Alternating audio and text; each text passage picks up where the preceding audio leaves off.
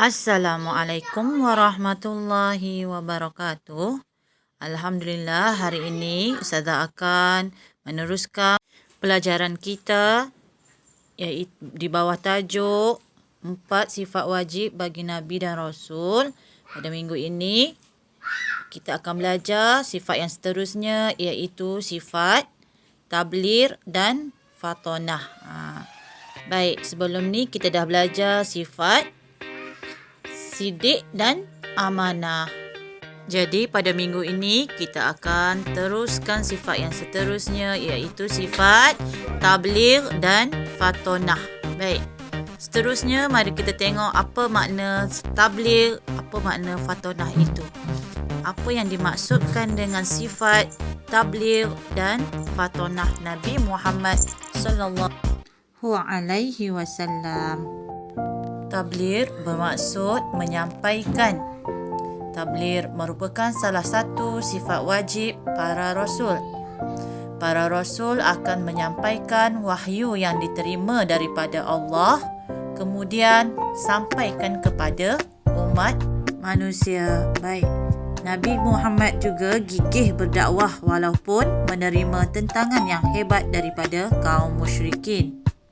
Walaupun Nabi Muhammad dapat tentangan yang hebat, Nabi masih lagi kuat, masih lagi bersabar untuk meneruskan, menyebarkan ajaran Islam, berdakwah kepada orang ramai.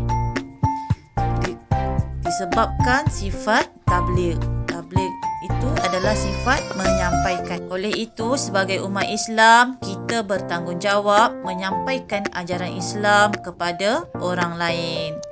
Berdasarkan riwayat daripada Sahih Al-Bukhari iaitu balighu anni walau ayah.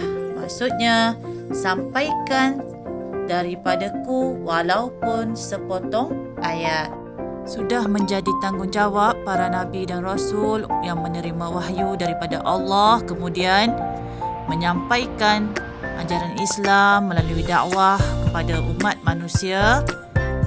Sebaliknya, setelah ketiadaan Nabi dan Rasul, kita sebagai umat manusia, umat Islam bertanggungjawab untuk menyambung sifat tabligh, menyampaikan ajaran dakwah kepada orang ramai. Seterusnya, murid-murid, mari kita lihat keunggulan sifat tabligh Nabi Muhammad SAW. Okey, dapat dilihat melalui dakwah yang dilakukan oleh Nabi Muhammad secara rahsia selama 3 tahun. Yang ini semua ni peristiwa yang berlaku di sini. Semua ini awak semua belum belajar lagi. InsyaAllah di tahun hadapan kita akan belajar secara jelas dan terperinci. Ustazah hari ini Ustazah akan sebutkan sahaja sebab kamu semua belum belajar lagi. Okey. Next, kepentingan Nabi bersifat tabligh. Kenapa pentingnya sifat tabligh ini? Satu, dengan sifat tabligh, Nabi menyampaikan ajaran Islam, maka ajaran Islam tersebar luas ke serata dunia. Yang kedua, semakin banyak meninggalkan penyembahan berhala. Maksudnya, bila dah tersebarnya Islam, orang ramai dah tinggalkan ajaran-ajaran yang sebelumnya iaitu ajaran sembah berhala, sembah selain daripada Allah. Bila tibanya Islam, semua amalan jahiliah mula terhapus. Seterusnya, sifat tabligh merupakan sifat yang mulia yang mana perlu diamalkan dalam kehidupan kita. Contoh, kita diberi amanah dan tanggungjawab untuk menyampaikan pesanan seseorang kepada seseorang, maka kita hendaklah sampaikan dengan yang betul, tidak ada penambahan dan tidak ada pengurangan. Dengan sifat tabligh Nabi Muhammad, maka amalan jahiliah seperti menilik nasib telah dihapuskan. Kaum jahiliah masyarakat jahiliah ini terkenal dengan sifat, dengan amalan khurafat, iaitu menilik nasib. Mereka percaya dengan kata-kata tukang tilik nasib. Dengan sampainya ajaran Islam, maka terhapusnya sifat tersebut. Baiklah, seterusnya kita pergi kepada sifat fatonah. Apakah maksud fatonah? Fatonah bermaksud bijaksana, berakal, budi dan pandai. Di sini kita akan belajar sifat fatonah Nabi Muhammad sallallahu alaihi wasallam. Nabi Muhammad sentiasa menggunakan kebijaksanaannya dalam kehidupan dan dakwah, dapat dilihat melalui peristiwa yang tersebut. Antaranya peristiwa perletakan batu Hajarul Aswad ke tempat asal. Bagaimana Nabi bersifat fatonah, bijaksana menyelesaikan masalah tersebut. Selisih faham antara pembesar-pembesar Quraisy, yang mana Nabi meminta memegang bucu kain yang dihamparkan, kemudian semua memegang dan mengangkat batu tersebut, kemudian meletakkan di tempat asalnya.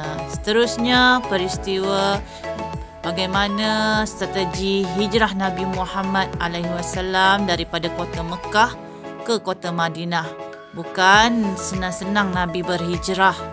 Perlukan strategi yang bijak untuk mengelakkan tentangan kaum kafir Quraisy, yang mana orang kafir Quraisy telah lama mengintip dan memerhati bagaimana Nabi berjalan dan bergerak menyebarkan ajaran dakwah Islam ke seluruh bumi Mekah dan Madinah. Sifat fatonah Nabi juga iaitu kebijaksanaan baginda. Bagaimana baginda berjaya mempersaudarakan kaum Aus dan Khazraj, iaitu Ansar, kaum Muhajirin, kaum orang Mekah. Manakala kaum Ansar orang Madinah. Itu semua awak akan belajar di tahun hadapan. Seterusnya, sifat fatonah Nabi juga iaitu dilihat bagaimana Nabi sebab saja tiba di kota Madinah, baginda telah membentuk piagam Madinah. Itu antara strategi yang bijak Nabi lakukan. Jadinya musuh-musuh Islam pada ketika itu jadi takut gerun bila adanya undang-undang dalam piagam Madinah tersebut. Seterusnya, sifat bijaksana Nabi juga dapat dilihat bagaimana Nabi menjadi seorang usahawan yang unggul, berjaya meraih keuntungan yang berlipat ganda, yang mana Sayyidatina Khadijah mengirimkan Maisarah bersama Nabi Muhammad berdagang ke negeri Syam. Sebelum ni kita dah belajar kan? Okey, baiklah. Ustazah nak untuk sebagai latihan, sila jawab latihan sebagaimana yang telah diberikan pada halaman berikut. Baiklah, itu sahaja pelajaran kita pada minggu ini. Saya harap kamu semua faham. Jika ada masalah, boleh terus PM Ustazah ya. Assalamualaikum.